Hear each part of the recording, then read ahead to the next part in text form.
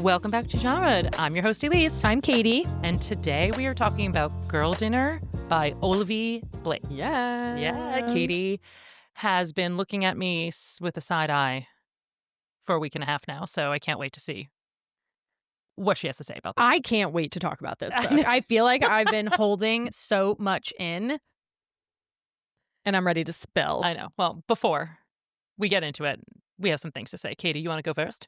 Honestly, I don't have much. What? I don't have much to say. Just on a personal note, I'm trying to get my life organized, so I've been making these to-do lists that I haven't been accomplishing. No. Katy, for the longest time, would tell me, I can't make a list. It gives me anxiety. And then she stormed up to me the other day and was like, I found this app and you can talk into it and make a list. And I looked at it. It's a pretty standard to-do list app. And she was really, for about, I would say 36 hours, really into it. And now I think it's stressing her out again. Yeah. Because she's not completing anything on the list. She's just going on side quests. She's just decorating for Christmas instead. I mean, it's taking me days to decorate for Christmas and I'm still not done. And I'm just I'm unclear on what I want. The vision is not quite right. I see where you're struggling. The vision's not quite right, and I don't really know why. I mean, I think you have a great vision, but we're not executing it in the right way. We're missing some key pieces. We're missing key pieces, and that is what I plan on spending my weekend doing. I know. I unfortunately can't help you. I'm going to walk back into this house, and it'll be a winter wonderland. You and Mom are going to have exploded it with Christmas. That's my hope. And for those of you who don't agree with decorating for Christmas before Thanksgiving, that's your loss. That's your loss. It does bring a ton of joy. Yeah, brings me a ton of joy. I wish, honestly, we were burning a candle right now. I was going to say, I do love the smell of fresh pine, and right now our entire downstairs smells like it. I know. I don't think we have any up here, though, so no, it'll have to wait. We're not going to stop recording so you can find a Christmas candle, Katy. Okay. Fine. It took us long enough to get this setup done. We almost murdered each other. One day we'll release behind the scenes of how we get ready to film a podcast. It's always different every single time. And by the end of the setup, we do almost kill each other. Yeah. I'm like, I don't even want to do it. Why do we even do a podcast? Yeah, but here we are. Then we start talking. And anybody who has sisters understands that's just the way sisterhood is. That's just the way we go. We're going to talk a lot about sisterhood with this book. That wasn't a segue. I still have to go. I was just going to say. Wish I would have saved it. Speaking of sisterhood. All right, what do you have to say? Oh, so I went on a trip to DC this weekend, and I met one of my college friends, and I found out that her husband works for Amazon. Yeah. He's like a policy guy, and he works in policy. He used to work in politics, and now he works at Amazon, and he works for Kindle Unlimited. Like, he's doing policy for the self-publishing arm of Amazon. But he's a lawyer. Kindle Unlimited. He's a lawyer, right? I believe he's a lawyer. If he's not a lawyer, he's a policy wonk. Okay. I'm not sure exactly if he's a JD or not. And we started talking about Kindle Unlimited, and I realized I'm a subject matter expert. They should be bringing me in. And not just me. I mean, a lot of women, but I saw him then the next day after I found this out. We met for brunch, and he's like, do you know Amazon loses a lot of money on some Kindle Unlimited users because they're reading more books than the Kindle Unlimited subscription costs? And I was like, that's me, baby. Yeah. In fact, this podcast stopped me from reading a lot of Kindle Unlimited books. I used to be reading exclusively Kindle Unlimited books almost. Yeah. I read a lot. I mean, I still do. I mean, like, a lot of it are, and they go in and out. Like, a lot of books go in and out of Kindle Unlimited. Yeah. Why does that happen? Like, I just saw Shield of Sparrows, which is a book, oh my God, that I still haven't finished this freaking book. I started months ago. And I think I just saw that it was going on Kindle Unlimited. I don't know. When you self-publish on Amazon, I don't think it's required that you go on Kindle Unlimited, but very often you do. But the traditionally published books are on Kindle Unlimited. I think that's a traditionally published book. Yeah, and I don't really know why it goes on Maybe and it's off. Like a promo. It could be a promo to get people on there. It would make sense. It's free. People are looking for like a new book. Find the author and then read. I remember back when I first started reading like contemporary romance books, very often like the first 2 books of a series would be on Kindle Unlimited, and then all of a sudden you had to like pay 3 or 4. Yeah. And I remember being like, God damn it. But also, I will pay for that. Good job. strong marketing. Yeah, Book. I will. Yeah, of course. Yes. You know it. You know Yeah, it. so I'm just saying if there is some sort of consulting arm for the Kindle Unlimited arm of Amazon, like I'm here. Sign Elyse up. I'm willing to be 1099. Yeah, because you need another job Yeah. with all that free time you have. Well, Katie, some of us have to work for a living. And I don't. And I don't. No, Katie, you do. We all do. We work for the man, We're and working for the man. and that's a transition maybe into Ooh. this, into Girl Dinner by Olivie Blake. Give us that synopsis. Okay. The synopsis is the following. And just a reminder, the first 20 minutes or so are going to be spoiler-free, so you're safe to listen. Well, it depends on how much we yap about it, but let's see. Also, there's one thing that I'm not quite sure is a spoiler or not, so we might have to talk about it and cut it if we decide that it is a spoiler. Ooh, exciting. Okay, here is the synopsis. Mm-hmm. Girl Dinner follows Nina Carr, a sophomore desperate to rebuild her life by joining the house. Capital T, capital H. Yeah. An elite sorority promising protection, power, and perfection. At the same time, Dr. Sloane Hartley, a struggling adjunct and new mother, becomes entangled with the sorority as she envies the effortless success of its alumni.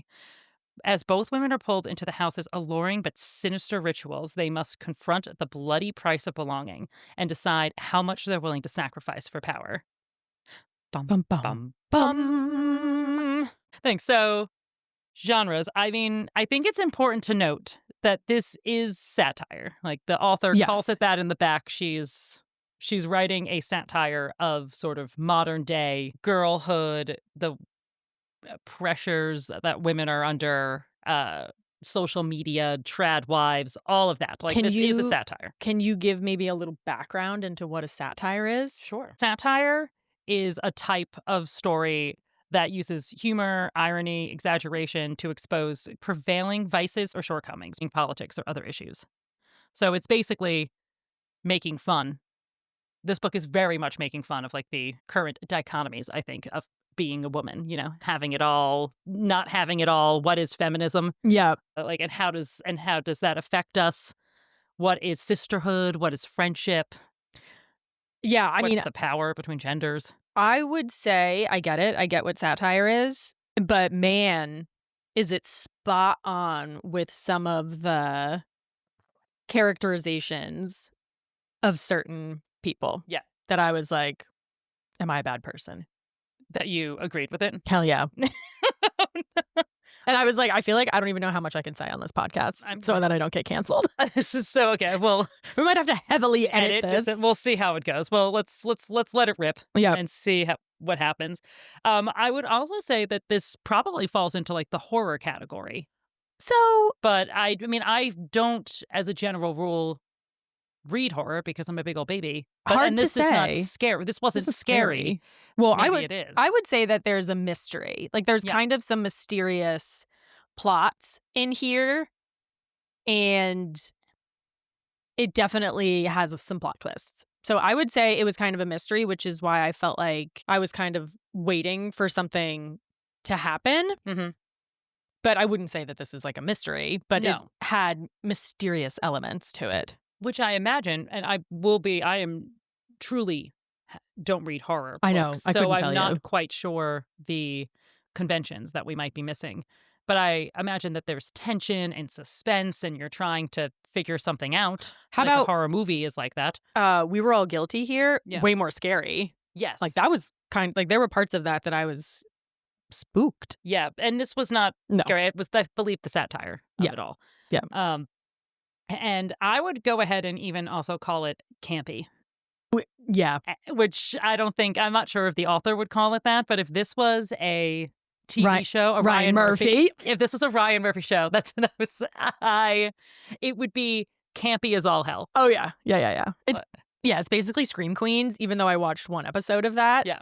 And I was like, it's not for me. Yeah, it's very campy. And if you approach it as satire and camp, I think you read a different book than if you're taking it literally, and certainly if you're taking it literally. But if you're trying to find really in-depth social commentary when it is being satirical. Like, it is taking things to the extreme to make the point. Yeah, I felt, I will say, I think I had trouble with that. Yeah. I definitely did.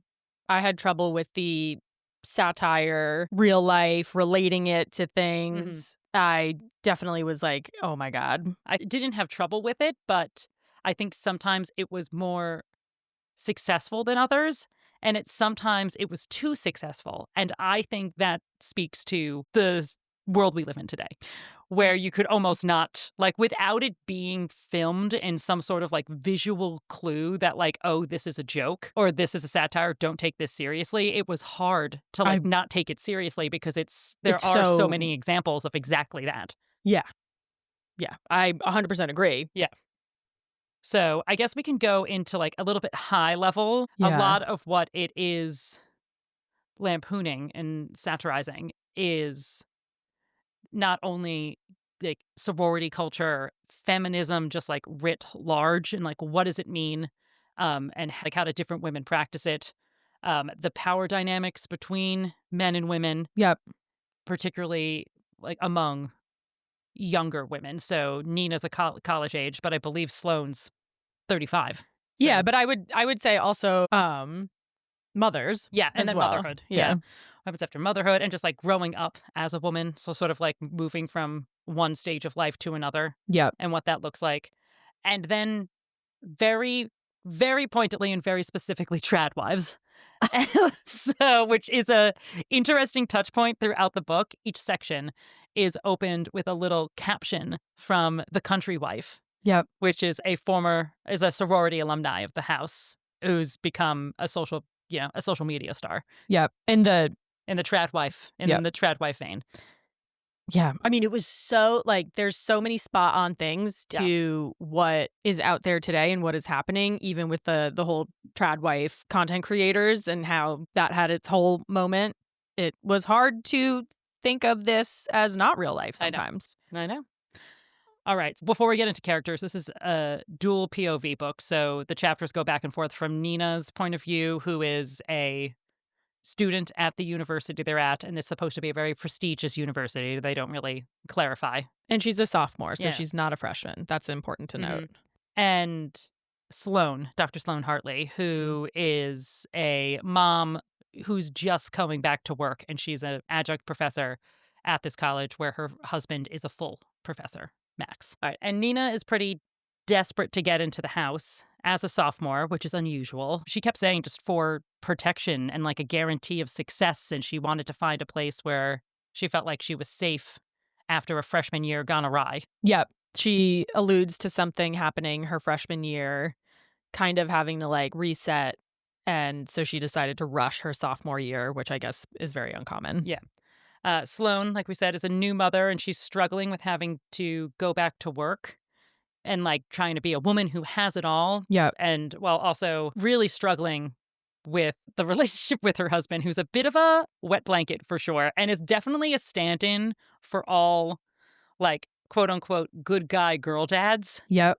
Out there, like truly in the internet sense. Like this man is supposed to be the good guy that you're supposed to marry, but he doesn't know how to do the laundry. Yeah. He doesn't clean up. He doesn't watch the kid. No. And he gets all of the credit for being so attentive when he's not really doing too much, and he just turns out to be essentially mediocre in every way. Then there's Alex, who is an alumni of the house who befriends Sloane and brings Sloane in as the academic advisor for the house. And so that's how Sloane gets into the whole sorority world.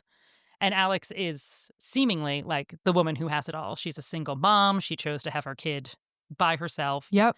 She's a successful lawyer. She sort of runs this house and is very protective of the girls and just really tries to mentor them and to make them as best as possible. And Sloane very much looks up to her. Yeah. Yep.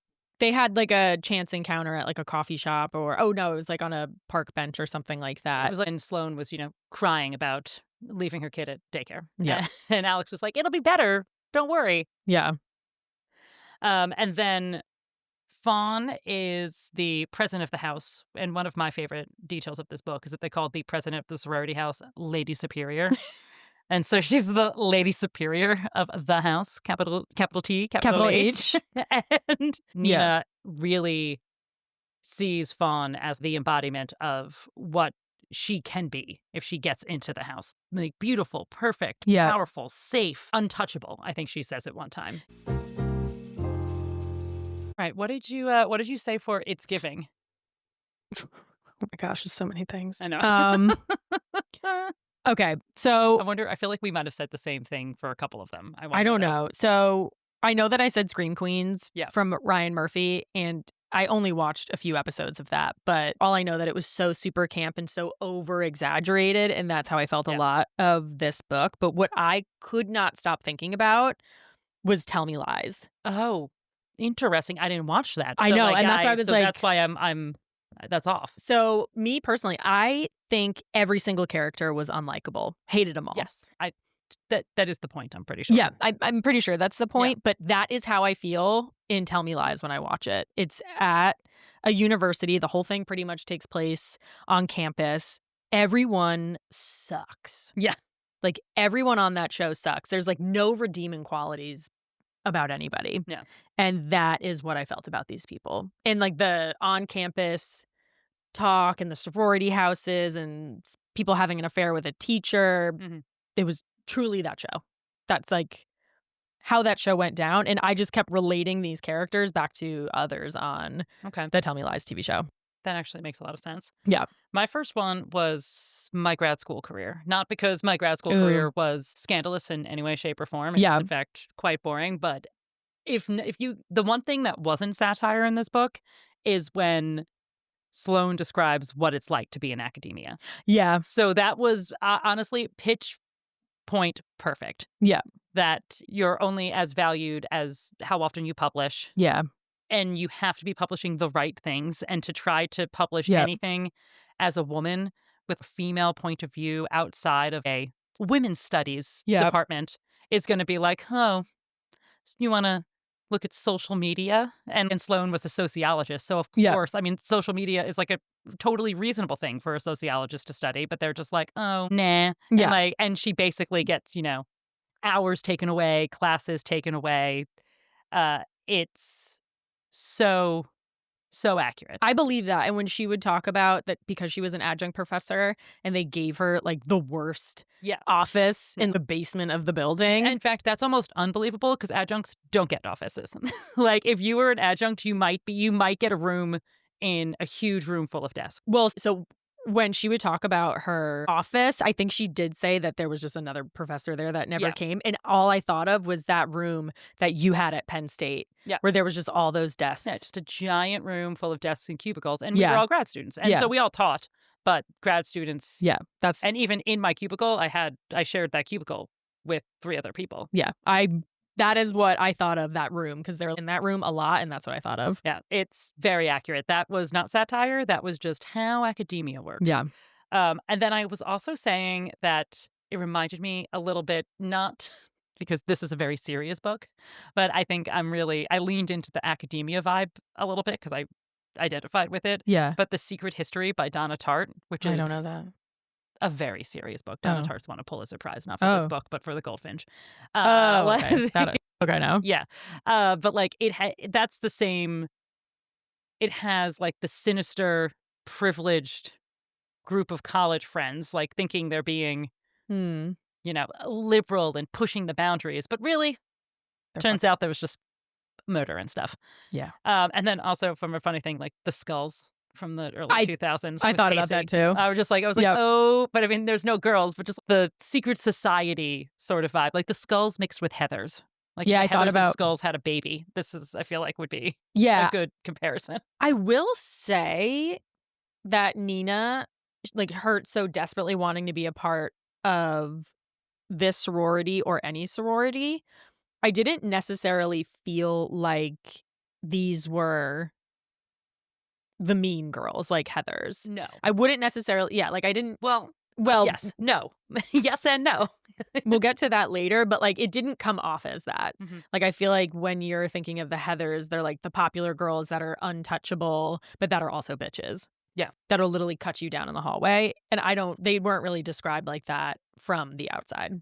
at No, least. because they were very much supporting other women was a very big part of the house's mission statement, if you will. So not only just sisterhood within the house, but I think supporting other women and trying to raise them up so that everybody could be successful was an important part. On Alex's slide is the alumni, and then also the girls in the house as well.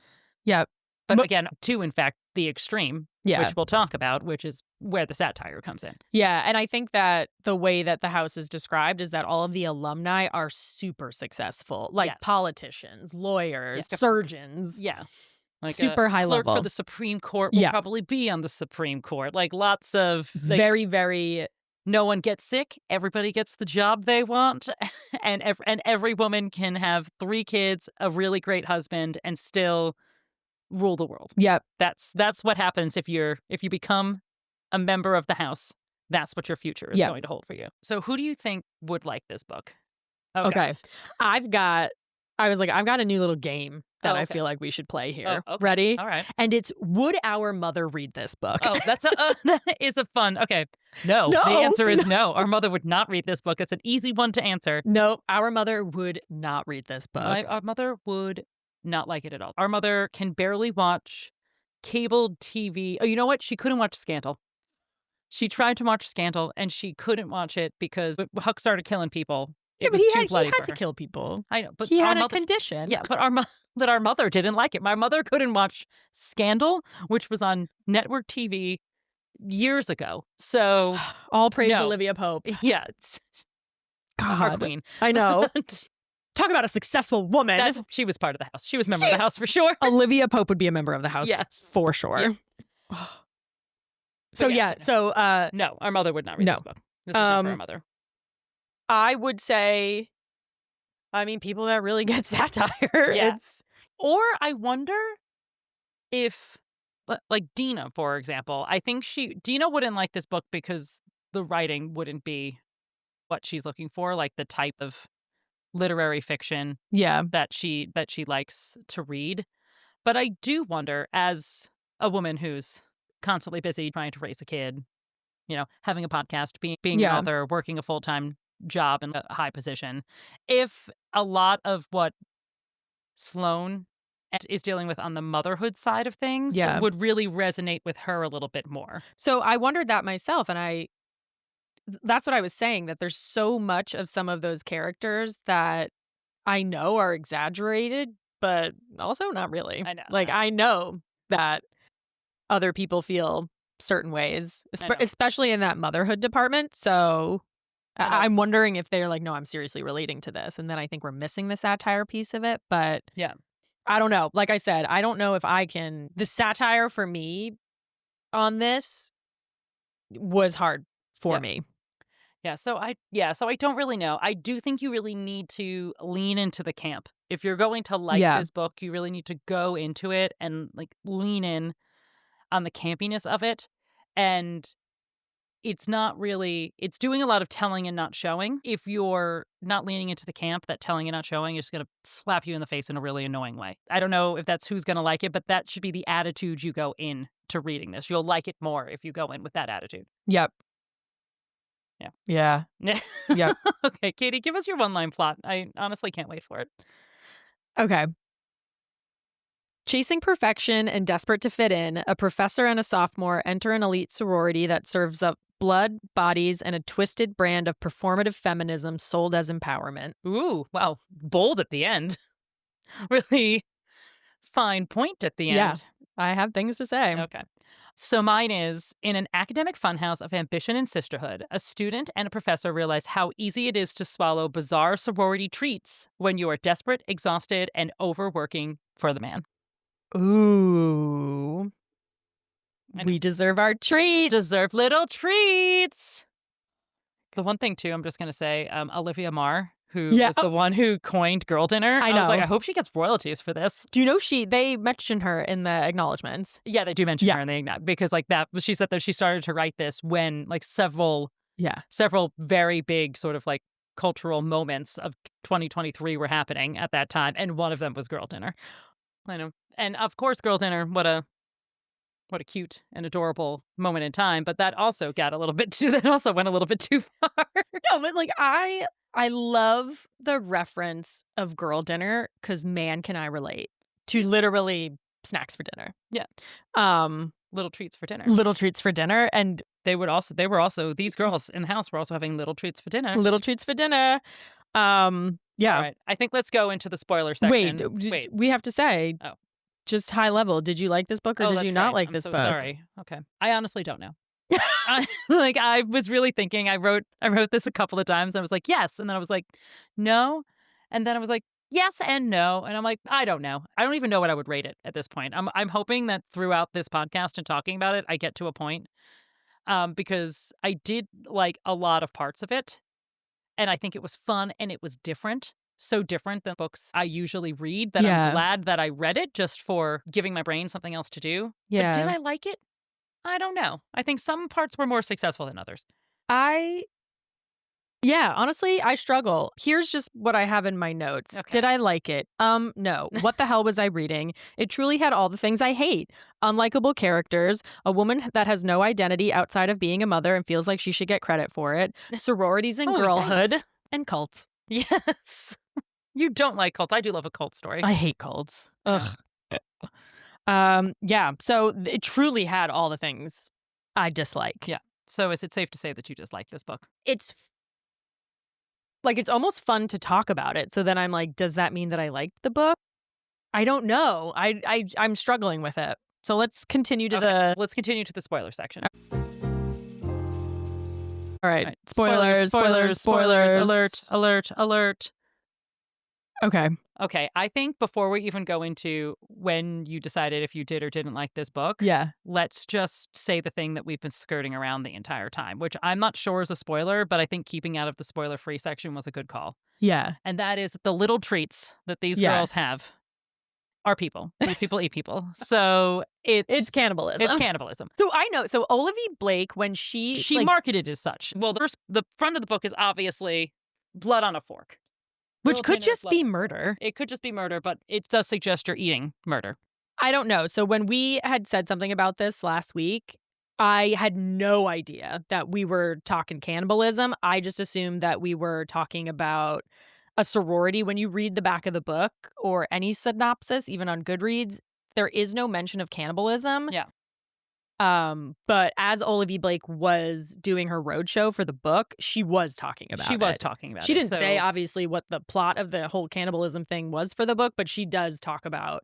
Like, the premise of the book, the way that she pitched it to her agent was, what if I wrote a book about a sorority full of cannibals? And they were like, ugh, cannibals are so overrated. I feel like that's what she says. Yeah, she said, she was like, I have such a dumb idea. What if I just wrote about a sorority girl's cannibals? Ugh, cannibalism is so overdone.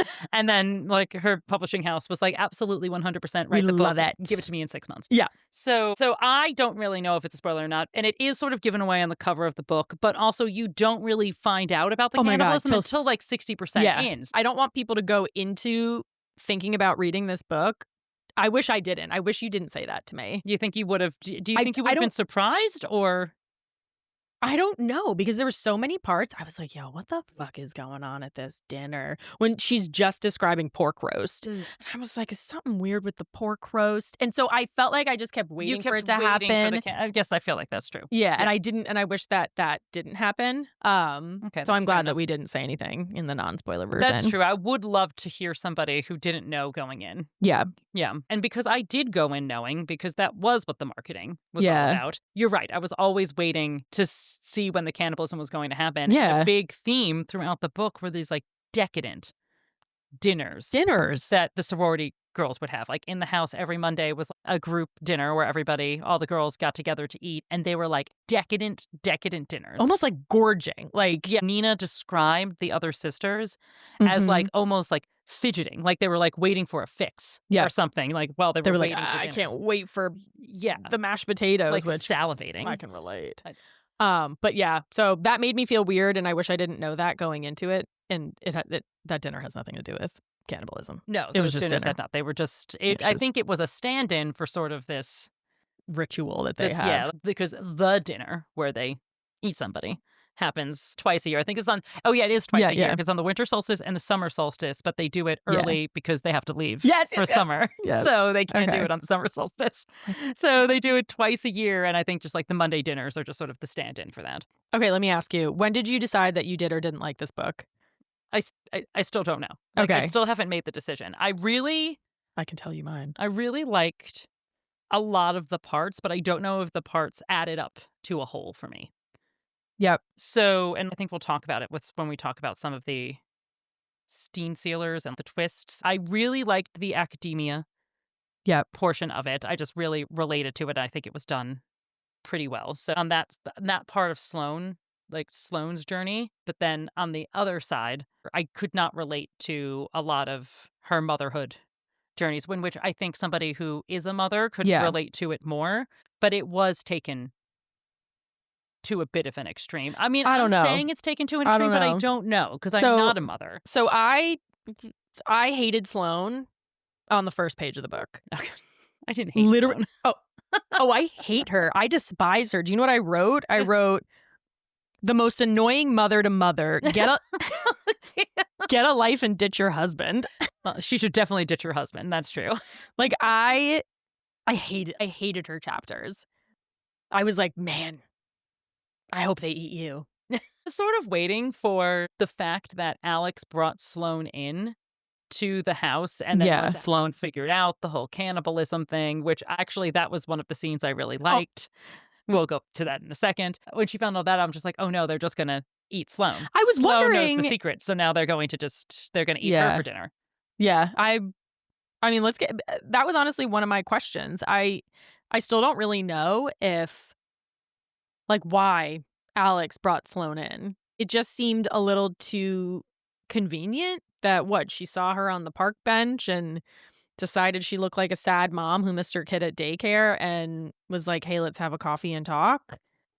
I have a hard time understanding whether or not Alex is supposed to be genuine in her relationship with I think she is. Sloane. I think she is, particularly by the end. Maybe. I think that they are they genuine didn't eat her, friends. So. No, they did not eat her. That's true. They didn't eat her husband either, but it was a close thing. I wish they fucking did. Yes. But the one part that I think was done well on the satire end of everything was the country wife. Oh, I will say I loved that. Yeah. So the country wife was, what was her name? Like Caroline. And she was 25. She had basically just graduated a couple of years ago, and she is now the most successful tradwife on the internet.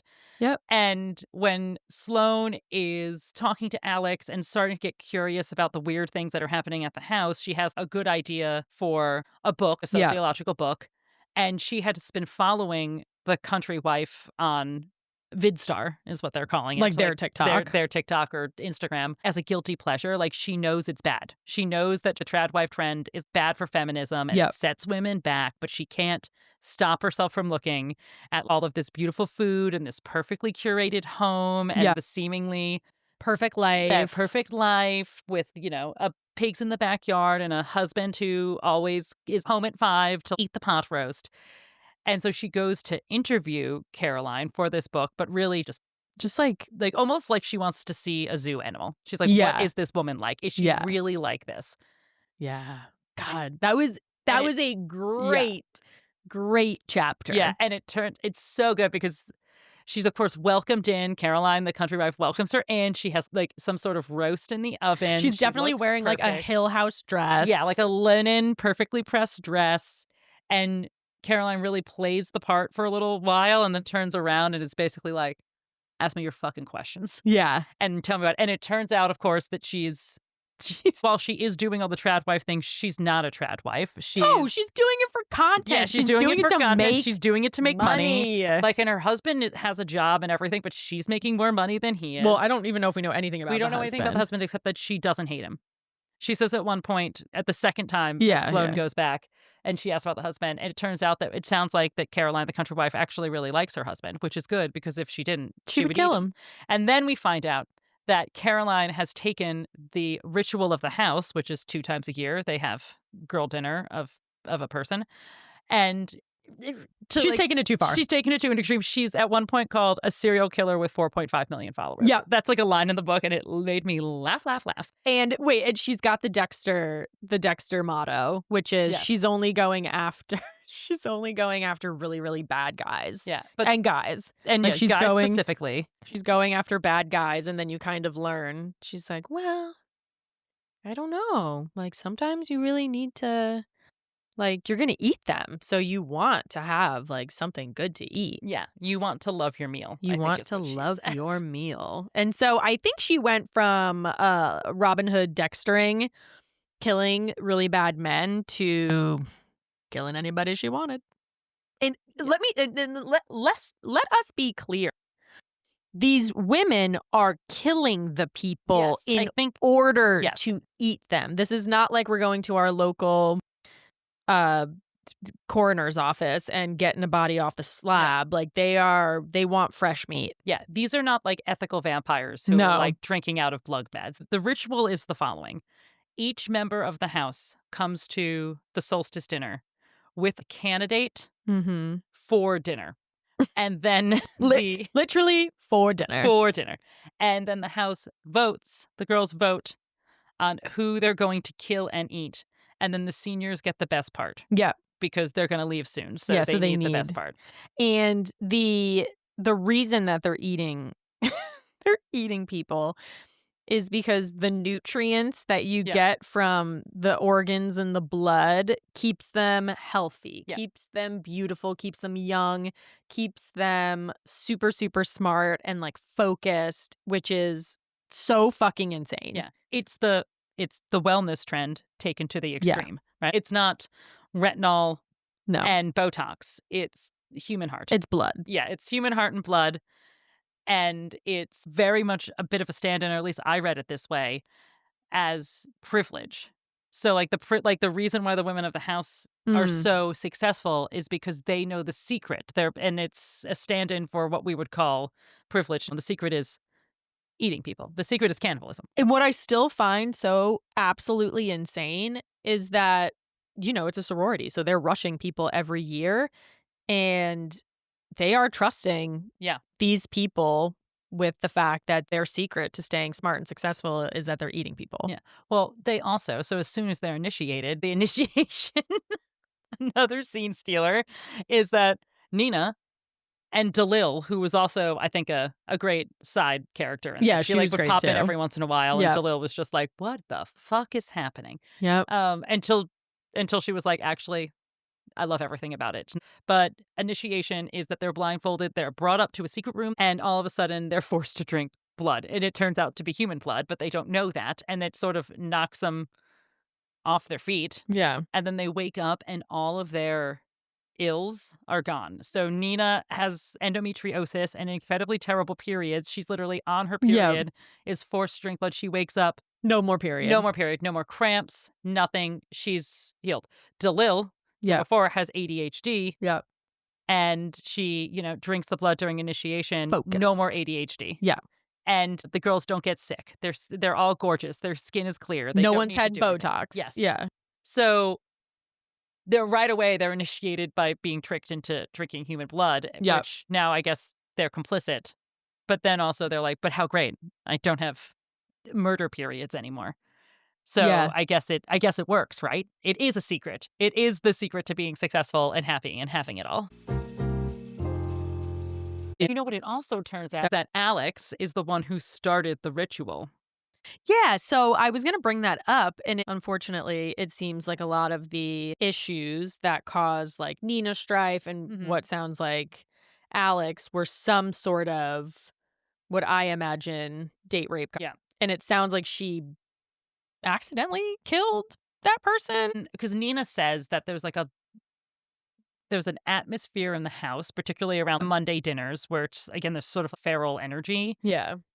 And she just always gets this feeling that we don't know what happened to Nina freshman year, although she does mention that there was, again, it sounded like some sort of date rape. Yeah, it's situation. implied. It's implied. Yeah. And then it's also implied that basically every other woman in the house has had similar situations. It's a lot of sexual assault. It's a lot of just sexism broadly, or just people's like their power being taken away. So the house does give a sense of security and safety to all of these girls. I think not only because it's so prestigious, but because the type of women who were there and the way that the women grow in the college suggests that you're sort of untouchable, that the men are much less of a threat if you're a member of the house. Yeah, which I don't actually see that happening anywhere, but that's what they do mention. I mean, the one girl does bring her boyfriend Trip to the dinner as a That's candidate. fucking funny. And they were and they were just like, that's your boyfriend. And she's like, sacrifices have to be made. And they do. They eat Trip. Trip's like a Kennedy, and they're like, we got to eat Trip. He's good. He's good. He's a good meal. Stock. He's good stock. Good we got to eat Trip. We fucking Trip.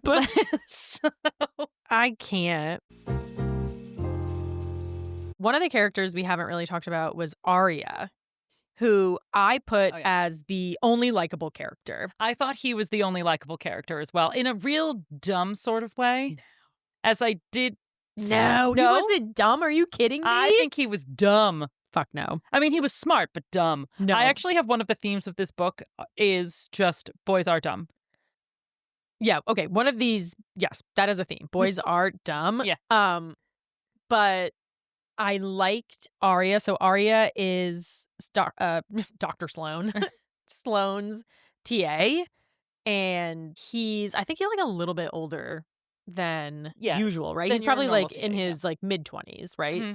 And he is almost the bridge between what's going on with the students and then Sloane. But they do call him kind of like a dumb bimbo, basically, that he's a himbo. He's a himbo. He's a himbo. But he is, again, intellectually very intelligent, but still socially very much a dumb boy. Oh my God, I loved him. I thought he was fun. And he was also Nina's cousin. Yes.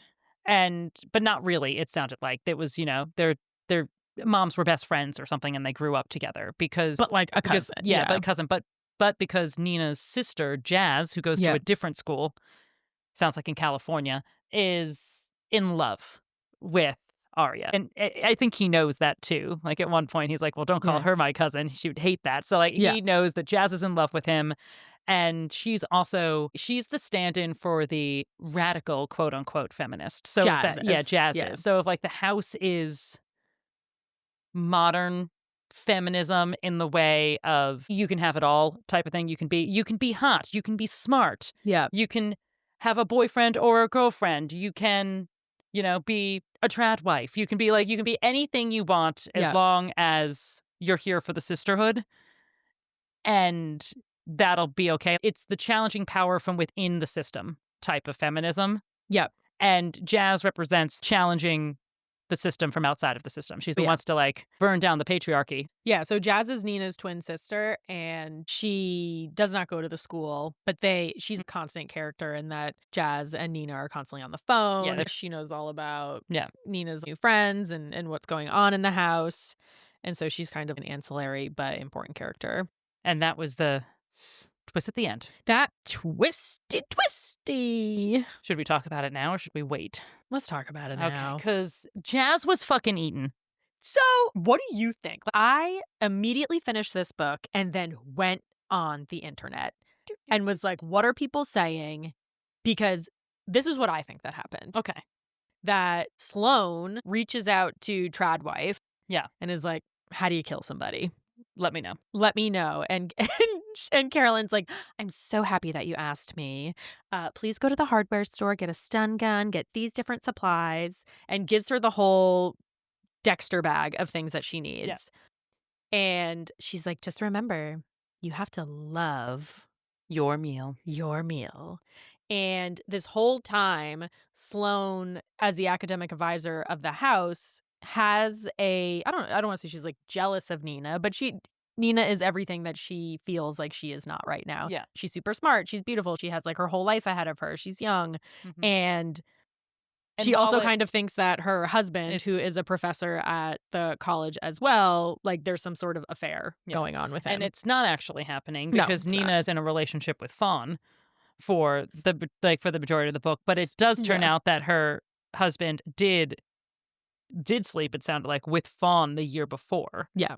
hence the reason why Fawn brought him to the dinner as a candidate, and is forced to go on a sabbatical, which is what academia does to men who get credible sexual harassment or assault threats. They go work on your book, take a forced sabbatical, also very accurate to academia. So, but even though Nina wasn't sleeping with Sloane's husband, Sloane really sees herself a little bit, I think, in Nina. And throughout the book, even though they only interact a handful of times. Yeah. Well, Sloane was horrified at the fact that these alumni and the girls at the house eat people, and that it's a regular ritual. But then all of a sudden she starts coming around to that idea. Well, that was one of my favorite parts that I wrote down, like I guess a scene stealer, but it was also a theme. What is bad anymore? How long does it take you to get used to it? I wrote a note down where it was, but there was a line where she was just like, I wonder how long it'll take me to forget that cannibalism is bad or something like that. And then, Alex made a joke about it and she laughed and left her daughter with Alex. And she was like, that's how long it takes. And it takes 2 weeks for you just to sort of get used to the unfathomable, because we live in a world that like it doesn't seem too bad. Once Sloane finds out that the house are cannibals, she tells everybody. She tells Arya. She tells her husband. She tells her husband. She tells the head of the department. She tells she's writing a book on it. She's writing a book on it. She's telling people. She's writing query letters, not really, but almost. She's telling everybody, and everybody just goes, yeah, sounds good. Sounds good. Yeah. Yeah. And like maybe they think she's like a little bit zany, but no one is just like, oh, honey, do you need to talk to somebody? Yeah. Everybody's just like, yeah. And it's because I think we live in a world where literally nothing is surprising anymore. Nothing is surprising anymore. Yeah. There's almost nothing that's surprising. Cannibalism is not surprising. It's just like, there could be worse things.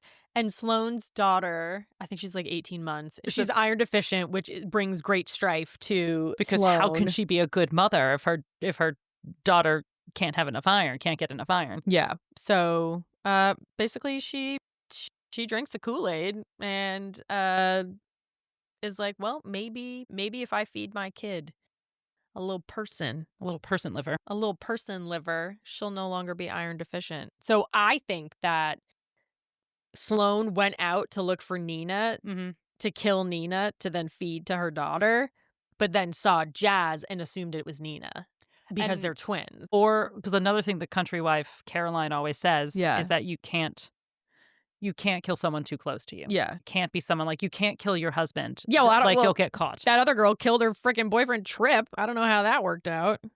Whatever, Trip. I know. He probably deserved to go. So Nina didn't know that Jazz was there. Jazz flew in from her California school to surprise her. And Arya knew, but Nina didn't know. And I think I didn't take it as Sloane went to kill Nina, because I think that would have gone against the somebody you know. I think that Arya was talking about Jazz the last time we saw Sloane and Arya together. And she said, oh, I just saw my cousin outside. And she was like really sad. She's really depressed. Nina. That was Jazz. It wasn't Nina. That's why he said, oh my God, don't tell her. Don't say that she's my cousin to her. She'd hate that, because it was Jazz, not Nina. That's how I read it. That is not how I read it. Yeah, so I think Sloane realized that the twin sister was in town, and she went to go kill Jazz purposely because Nina would be too close, but it was as close as she could get to Nina. Love your meal. You know what I mean? It's just like Nina, only not Nina. Wow, that is not what I get. So see, I'm glad that... And I could not find anyone talking about this online. And this is the twist. I mean, like, this is the horror part of it, too. Like, I would say that the fact that Jazz was the one that Sloane decided to cook into a bolognese. I thought... To feed herself, her husband, and her baby. Like, that was the last page of the book. I know. That's not what I got. So I thought that and I thought the big fuck you was that it was a mistake, that she fucked up and she took the wrong person, or she killed the wrong person. It could be. These are both very equal readings. I didn't read it like that. Yeah, that is how I read it. And I kept trying to look up something to see if that's what other people thought. And I found literally right before we recorded, there was a Goodreads comment that I saw that said the same thing that I thought, that it was a mistake. She thought she got Nina, but instead she got Jazz. But otherwise, I haven't seen anybody talk about it. No one's talking about this on TikTok. And that's the I'm like, that's the plot. That's like, the that's plot. the twist. That's the twist. Yeah. Because it's a good ending. It's a good twist ending, but I'm like, fuck you. Yeah. She falls for the extreme wellness trend, which is, in this case, cannibalism. People. And and she does it in like this very sort of, like ritualistic sort of way. She follows all of the rules that the country wife and also Alex tells her, because Alex gives her the bolognese recipe. And she is technically a part of the house, even though she's not a part of the house. And she stays with her loser husband. That's the only part that I didn't like. The husband walks in after telling her that he's forced on a sabbatical. Yep.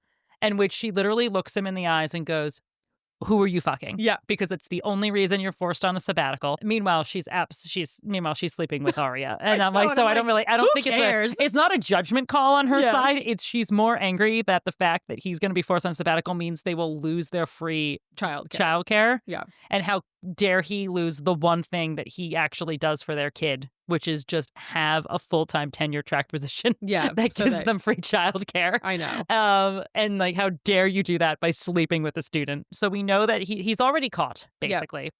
And he still accepts Fawn's invitation to go to the house to what he thinks is some sort of banquet dinner with the student he was sleeping with last semester. And he walks in, he can tell immediately that he realizes that this was something was not right. This was a relatively bad idea. Oh, they in fact drug everybody. So they are passed out while they deliberate on who to eat. And he just barely missed getting chosen. It was it was him or Trip. And he goes home, tail between his legs, to Sloane. Fucking loser. And it's just like, wants to tell her everything. And she's just like, no, we'll talk about it tomorrow. Have some dinner. I mean, I guess the country wife, you don't want to kill and eat your husband. That's you'll be caught. But still, I don't know if we should be going with her. You don't think the country wife's advice is strong? I don't know how strong the country wife's advice is. Personally, it seems like she got a little loosey-goosey with her own rules of killing people. Yeah. And now she's like, oh, she's so pretty. I'm going to kill her. Yeah. And I'm like, I don't think those were, I don't know. Them ain't the rules. I don't think she's quite as disciplined as Dexter. No. Not my man, Dexter. I miss you. Oh my gosh. So, what are like the big themes that you think throughout the book? I told you one of mine already, which are just boys are dumb. Men are like portrayed in this book to be just dumb. Yeah. Just or obstacles. Like little trophies.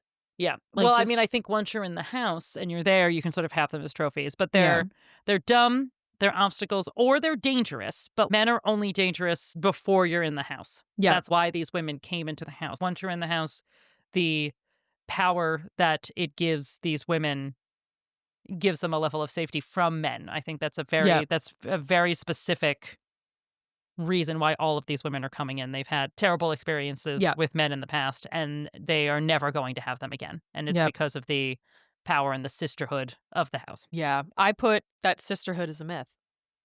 At the end of it all, Fawn was getting voted out. Yep. Everyone's in it for themselves. Honestly, Fawn was the only one that was like, I'm going to do whatever I want. Well, I thought Nina at the end. So Nina gets nominated to replace Fawn as Lady Superior. Oh. Lady Superior. I would like you to call me Lady Superior from now on. Is that something that we can do? No. No. Okay, fine. No. Nina gets nominated and wins Lady Superior. She becomes the president of the house because at the dinner, she doesn't bring a candidate. She stands up and nominates herself because she loves her sister so much that she knows that she would be the most nourishing suggestion. She would give herself to her sisters to eat and to live on forever through her. And she was nominated originally just because it would be an easy person for the person who really wants to be president of the house to beat. But no one can beat selfless Nina. And she did that on purpose. She would have rolled over and let Fawn try to win. But since she loved Fawn, and when her and Fawn had the fight, and Fawn was just like, good for you. I never loved you. And she's like, watch me burn Fawn to the ground. And she became Lady Superior by nominating herself for the dinner. So stupid. Yeah. But I mean, Nina rolls over and she's like, yeah, I'll eat Trip. Well, I know she doesn't choose Max. She doesn't choose Sloane's husband. And that was another one of the conflicts within the house, is how you choose the candidates for dinner, like who to eat. Because Fawn and Tessa on one side were like, they should be bad men. Yeah. Men who have done something wrong. Yeah. Right. So the Dexter side of serial killing. And the other side of the house was, no, we should eat people who are beautiful, Smart. privileged, smart, from a good family, because those are like traits that we want to absorb. Well, they think that. They think so. I mean, think that when you're eating someone, you're kind of absorbing those traits. And so Nina is the final vote as their moral compass, and chooses Trip. Which is that was wrong, honestly. Trip was probably a ding dong, but we didn't know that he was fucking around, and we knew that Max was, fucking around. I would have eaten Max.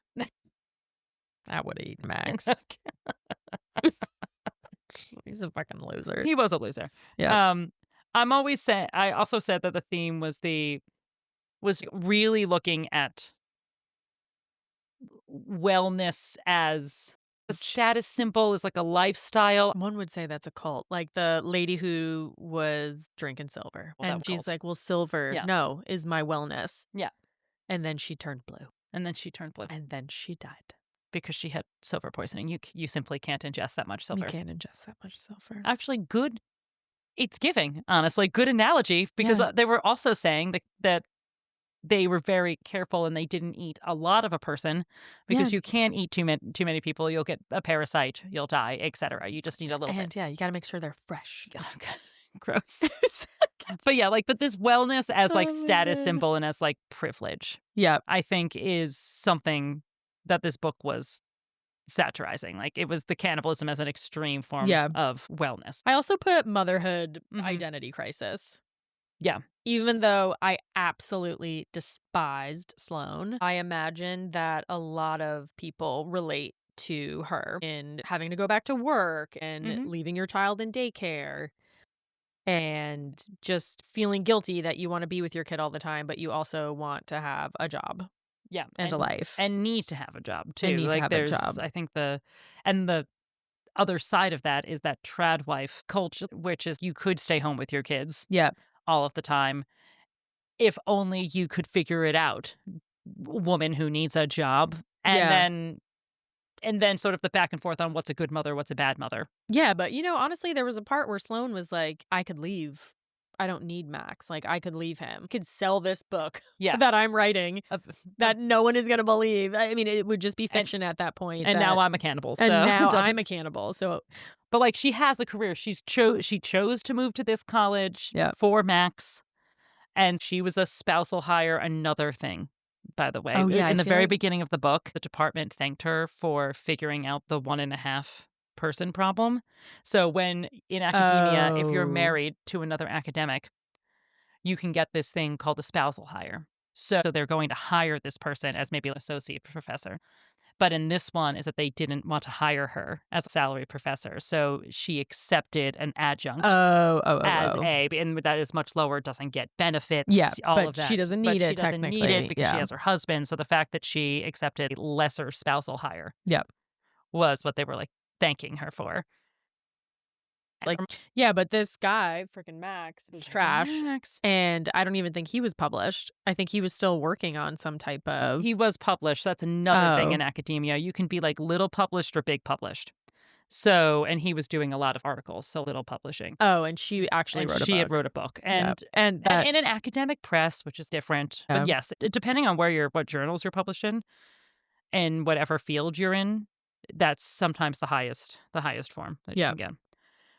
And then my last one that I really wanted to talk about for themes is just female rage. Female rage? I think so, because these women are so angry, all of them, at society, at a specific man, at the expectations that are put on them, like as like whether or not they're like a good mother or a bad mother, and what does that mean? The fact that they can never win, the fact that like no matter what they choose, they're giving up something. Nina chose the house. She didn't know it, but that meant that she gave up jazz. You're always giving up something, and that's just the definition of feminine rage. And these women are dealing with it by killing and eating people.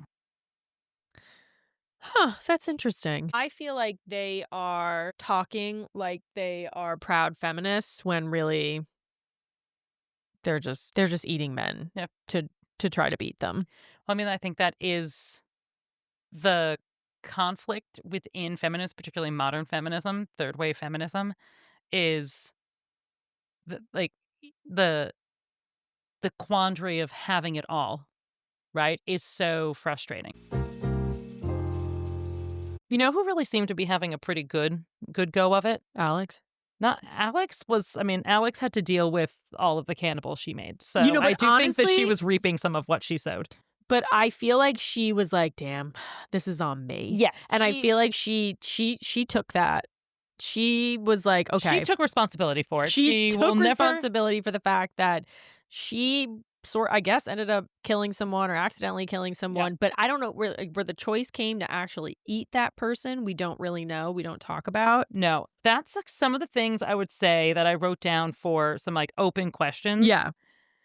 That you're sort of left with, which was, of course, the point. But I would like to know what exactly happened with Alex, because if she accidentally killed somebody, yeah, that's one thing. If the sorority sisters wanted to help her hide the body, yeah, that's different. And that's sisterhood. Cover up the murder, yeah, then that's sisterhood. That's sisterhood. Yeah, like how do we go from accidentally killing a bad man to let's have him for dessert? Yeah, I don't know.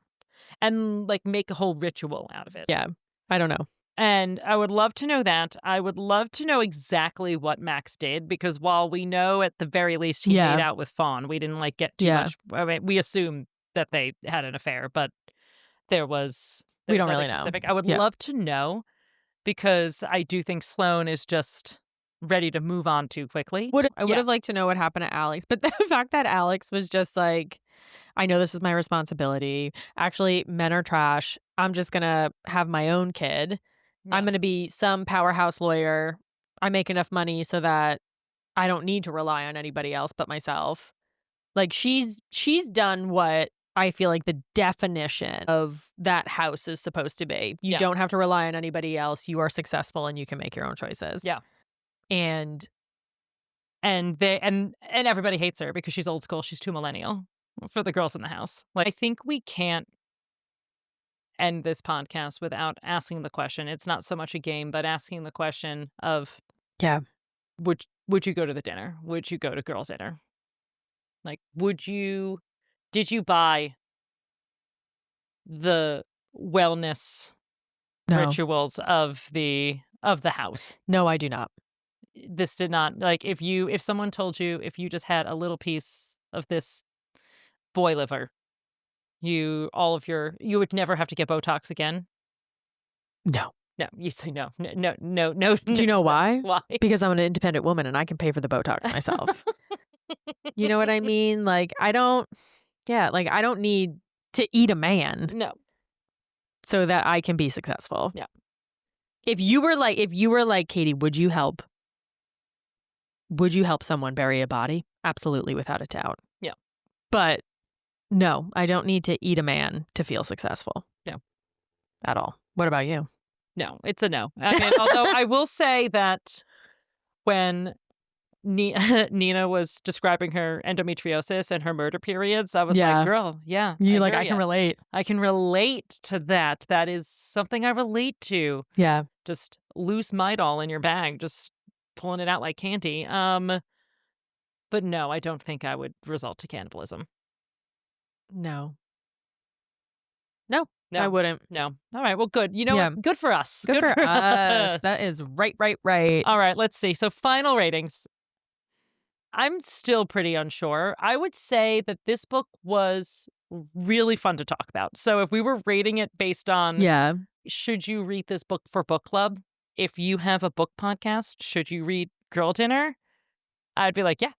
I mean, it was a fun read in the sense of Olivie Blake is a good writer. She's not going to be a writer for everybody. I think she has a very particular style. Yeah. And it is quite academic, I would say. If you read the Atlas 6, it skews a little bit like literary fiction in just the style of her writing. Yeah, for sure. Yeah. Do I think this is her best book? I do not. But also, I think it's just because it had so many things that I dislike. Yeah, and I thought that a lot of the things that you were talking about was very interesting. I thought she did a lot of it really well.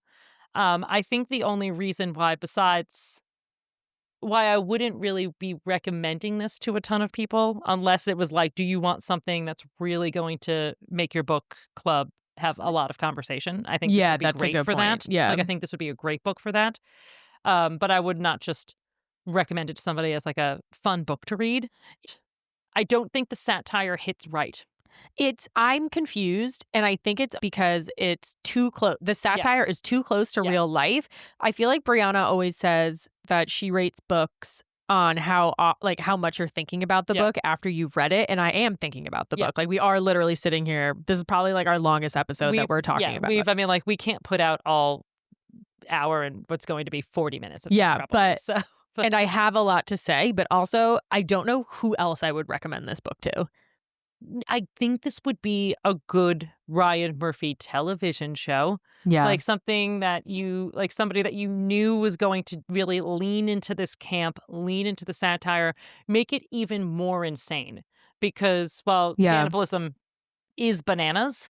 I think it's better portrayed when you're actually seeing the characters. Like, I remember Stephanie said when we read The Compound, she's like, I actually think this would be a better movie or a series than a book. Yeah. Just because I think you'd get the points across in a more enjoyable way than reading it. I think it's missing a visual component. Yeah. I do think like a visual component of this would have made it better and would have driven home the satire. Such a fine line between what's real and what's... And it didn't quite go over that, like, it didn't quite get over that line, I would say, like, 50% of the time. And so, so I don't know what I would give it. I think I would have to give it, like, a 3-star. So I wrote 2, because 2s are usually books that I'm not interested in reading another one. I'm not going to...